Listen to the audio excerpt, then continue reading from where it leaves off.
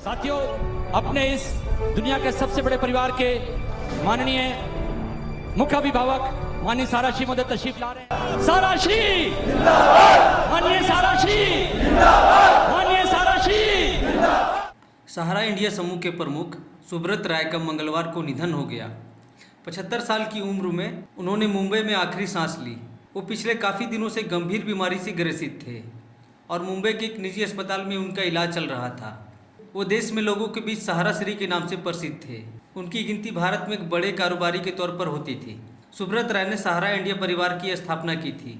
सुब्रत राय सहारा के निधन के बाद सबसे बड़ा सवाल ये उठ रहा है, अब खासकर गांव में रहने वाले छोटे निवेशकों का क्या होगा? क्या उनका पैसा वापस मिल सकेगा? बता दें कि देश भर के लाखों निवेशक का पैसा सहारा इंडिया में फंसा हुआ था। सहारा में निवेश की मैच्योरिटी पूरी होने के बाद लोगों का पैसा वापस नहीं मिल रहा था। इसके बाद सुप्रीम कोर्ट के फैसले के बाद निवेशकों में आस जगी। इसी साल जुलाई में केंद्रीय गृह मंत्री व सहकारिता मंत्री अमित शाह ने फैसला लेते हुए सहारा रिफंड पोर्टल लॉन्च किया था। इसके बाद करीब 10 करोड़ निवेशकों को बड़ी खुशखबरी मिली थी। इसके तहत उन निवेशकों का पैसा वापस मिलना था जिनकी मैच्योरिटी पूरी हो चुकी थी। वहीं इससे पहले सहारा के निवेशकों को लेकर सहकारिता मंत्रालय ने सुप्रीम कोर्ट में अर्जी दायर की थी और कोर्ट ने 5,000 करोड़ रुपए ट्रांसफ़र करने का आदेश दिया था। सहारा में निवेश करने वाले अधिक लोग छोटे निवेशक हैं जिन्होंने अपनी जमा पूंजी सहारा इंडिया में जमा की थी। इन निवेशकों में सबसे अधिक बिहार, झारखंड, उत्तर प्रदेश और मध्य प्रदेश से हैं। केंद्रीय सहकारिता मंत्री के द्वारा लॉन्च किए गए पोर्टल की शुरुआती चरण में 10,000 रुपये तक का दावा कर सकते हैं। ऐसे करीब 4 करोड़ निवेशक हैं जो 10,000 रुपये तक पाने के पात्र हैं। केंद्रीय सहकारिता मंत्री अमित शाह के पहल के बाद अगस्त से सहारा इंडिया की 4 सहकारिता समितियों में जमा छोटे निवेशक करोड़ों रुपये की जमा पूंजी लौटाने की प्रक्रिया शुरू कर दी गई थी। इस दौरान 112 छोटे निवेशकों के खाते में 10,000 रुपये ट्रांसफ़र किए गए।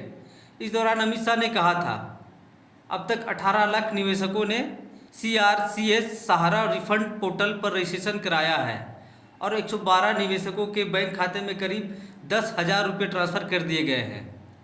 ऑडिट पूरा होने के बाद अगली किस्त जल्द ही ट्रांसफ़र कर दी जाएगी और आने वाले दिनों में सभी निवेशकों का पैसा मिलेगा। सरकार की जिम्मेदारी है कि निवेशकों का पैसा वापस मिले। हालांकि अब जब सहारा श्री का निधन हो गया है तो छोटे निवेशकों को ये चिंता सताने लगी है कि क्या पोर्टल में रजिस्ट्रेशन के बाद उनका पैसा वापस मिलेगा।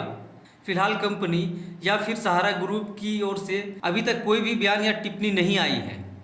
ऐसे में छोटे निवेशकों का पैसा वापस मिलने की चिंता सताने लगी है। आपको बता दें कि सहारा कंपनी में अनुमानतः झारखंड के 3 लाख लोगों का 2,500 करोड़ रुपया फंसा है। अब देखना ये होगा कि फंसा पैसा लोगों को कैसे मिलेगा।